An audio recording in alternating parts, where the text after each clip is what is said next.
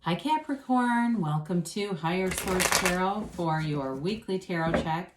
This is for the week of May 16th through May 23rd for all Capricorn, Sun, Moon, Rising, and Venus. If you're new to the channel, I'm glad you're here. Welcome to you. I post new readings every Friday, then again on Monday. So if a reading doesn't resonate, you can check back in a couple of days, check a different part of your chart, or even look around on the Monday readings because the format is different every Monday. So it's a different style of reading from week to week there. And thanks to everybody for subscribing, hitting that like button, and everything you do for the channel. I really do appreciate it. I can't tell you enough. And we will keep going here because this is fun. If you haven't subscribed, I'd like to invite you to join us and subscribe. Then you'll know when there's any announcements on the channel. So let's get the guidance here. For Capricorn, Sun, Moon, Rising, and Venus. What does Capricorn need to know, please? What messages do you have for Capricorn? Okay. All right, so we'll begin here with the tarot, and then we'll have the angel answers too. So you start off with the Page of Swords, the Six of Wands, the Lovers, the Ten of Cups, the Ace of Pentacles, the Six of Pentacles, the Two of Swords, and the Seven of Pentacles. Very nice, interesting here. Two sixes here. You've got 6 and 7 of Pentacles. You've got Gemini here. You've got Earth, Taurus, Virgo, Capricorn. You've got air, Gemini, Libra, Aquarius, fire, and water. You've got all the elements here. Well, I definitely think you're getting attention. There's somebody that's interested in you. If it's not already happening, it will. I mean, as I look at this with the Lovers, the Ten of Cups, and the Six of Wands, you're definitely, it's gains, it's victory, but there's love here too. There's an important relationship showing up here. So some, again, with the Page of Swords here, there might be developing communication here. So it's like in the beginning of just talking, getting to know each other. Might be something over the internet where you're emailing, you're texting, or it could be this is all also the internet spy too. Okay, so it could be an ex who's checking you out, or somebody who's interested and they're kind of keeping tabs on you and trying to figure out the best way. I feel like they want to come in with they've got a careful sense of timing on their mind here. They don't want to come just charging in. Now, in terms of work life, you've definitely got nice aspects for money showing up. So again, if you're putting out resumes or you're looking around online, and even somebody here, I feel like they're Googling side jobs, like they're looking up other ways to make income, and that's going to be an opportunity for you. So if that's you and you're looking at side or passive income, keep looking because the right thing is there. What you are seeking is also seeking you, right? So with that, it's just all about being in flow. And, you know, we say the right place and the right time. That's alignment. And in the Six of Wands, you're definitely in alignment. You know, you're leading a parade here, but not only does the character wear the wreath of victory around his head, he also has it hanging from a wand. So it's a card that it indicates you're going to be getting a lot of attention. And I do feel like those of you that are looking for some extra work are going to have more work than you can take. It's going to be lined up and it may come in all at once, but don't worry about, oh God, what if I say, you know, turn away the wrong thing? You won't. Not in this energy. You can't make a bad choice when you're in alignment. You are in alignment with source energy, so you're on the right path.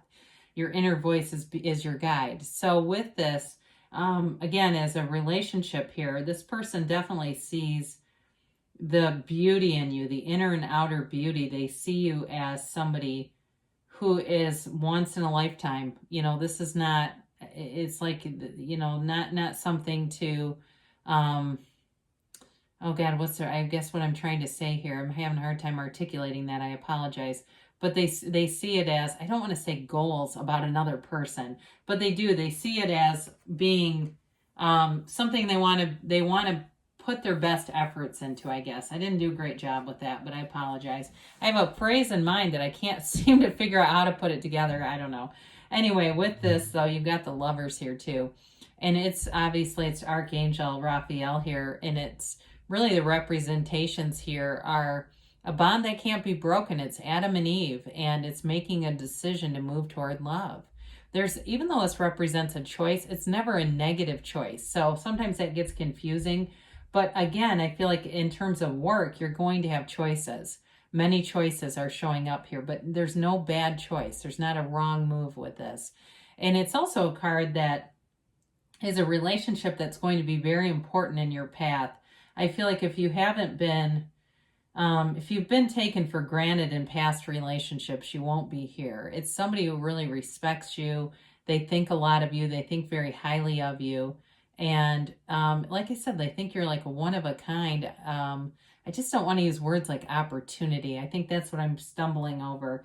But they do feel like they're not, the other thing that I think I'm trying to avoid is they won't know what they had until it's gone. That was what I think I was really trying to avoid earlier.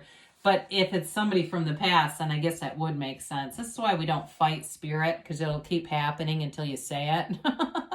So you've got the 10 of Cups here, the happy family card.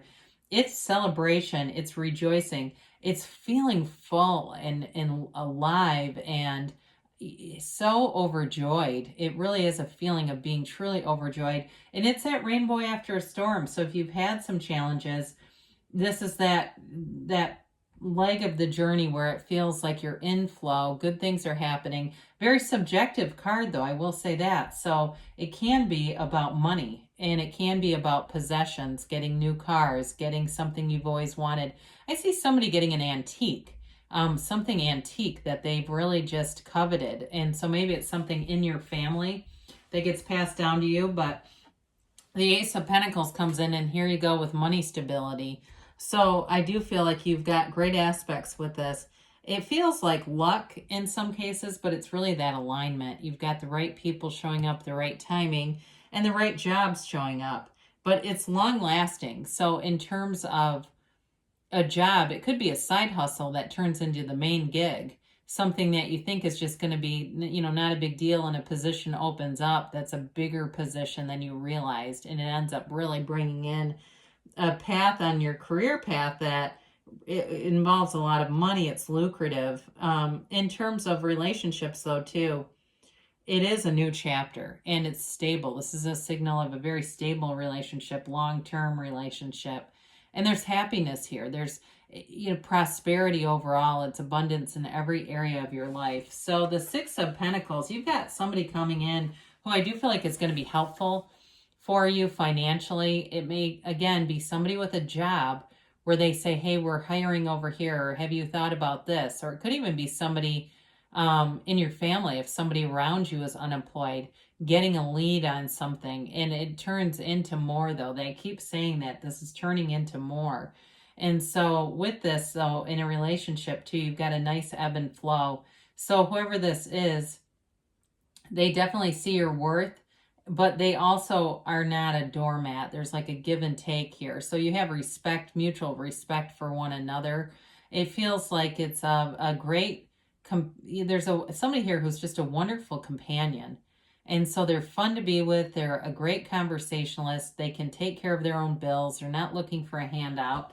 And it brings in balance. So the 2 of Swords can be a card of confusion. And I feel like with the choices that you're going to be facing, you just want to be aware of this energy. And don't want to get into a stalemate with yourself, because this is sort of a self-imposed stalemate. You can be caught between your mind, your conscious and your subconscious mind, with the Lovers showing up, because Adam represents the conscious mind, Eve represents the subconscious. And so I do feel like that's what they're trying to tell you. Allow yourself to go with your intuition and be free about things, because this is a real locked up energy. You want to allow yourself to be easy, not overthink things.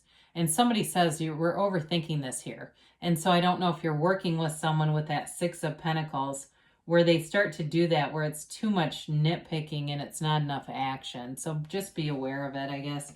Now the 7 of Pentacles, some of you may be feeling like, what's next? You're waiting on things to start moving forward, and they are. The 7 of Pentacles, you put in the work. You've done what you've needed to do, and it may be energetically as well, because you have several cards here indicating that more energetic, spiritual type of energy around you that's allowing you to manifest. So you've created, this is the creations from the garden of your mind. So if you want to know what's in your subconscious, all you have to do is look around you.